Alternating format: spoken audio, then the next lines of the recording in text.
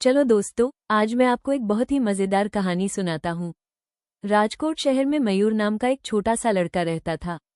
मयूर को पतंग उड़ाने का इतना शौक था कि पूछो मत।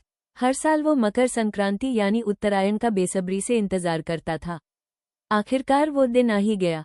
मकर संक्रांति के दिन मयूर सुबह सुबह अपनी पतंग और फिरकी लेकर छत पर पहुंच गया। आसमान रंग बिरंगी पतंगों से भर गया था और चारों ओर से काट दिया की आवाजें आ रही थीं।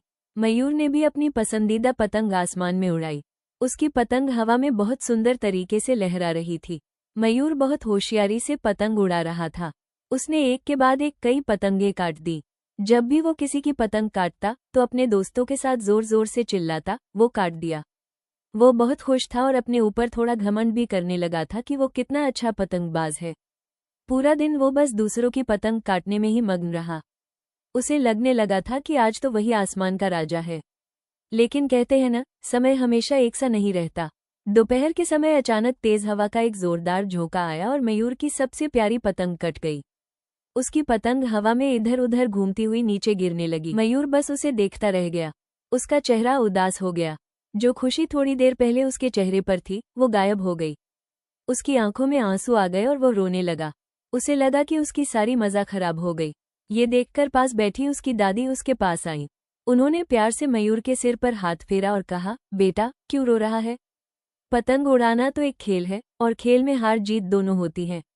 हमें दोनों को स्वीकार करना चाहिए। दादी ने समझाया, जब हम दूसरों की पतंग काटते हैं तो खुश होते हैं, तो अपनी पतंग कटने पर दुखी नहीं होना चाहिए। सच्ची खुशी किसी को हराने में नहीं, बल्कि खेल का आनंद लेने में है। धैर्य और अच्छा व्यवहार ही सच्ची खुशी है। मयूर ने शांति से दादी की बात सुनी और अपनी गलती समझ गया। उसे एहसास हुआ कि जीत के नशे में वो त्योहार का असली मतलब ही भूल गया था। उसने अपने आंसू पोंछे और दादी से कहा, आप सही कह रही हैं, दादी। फिर वो मुस्कुराते हुए उठा, दूसरी पतंग ली और दोस्तों के साथ फिर से पतंग उड़ाने लगा। उसने अपने साथ लाई हुई चिक्की और तिल के लड्डू सब दोस्तों के साथ बांटकर खाए। उस दिन के बाद मयूर को समझ आ गया कि त्योहार घमंड करने के लिए नहीं, बल्कि सब मिलकर खुशी और आनंद बांटने के लिए होते हैं। तो दोस्तों, इस कहानी से हमें यही सीख मिलती है कि जिंदगी में हार और जीत तो होती रहती है, लेकिन सच्ची समझदारी यही है कि हम हर परिस्थिति में खुश रहें और अपनी खुशियां दूसरों के साथ बांटें। उम्मीद है आपको ये कहानी पसंद आई होगी। ऐसी ही और कहानियां सुनने के लिए हमारी चैनल को सब्सक्राइब करना न भूलें। स्माइल।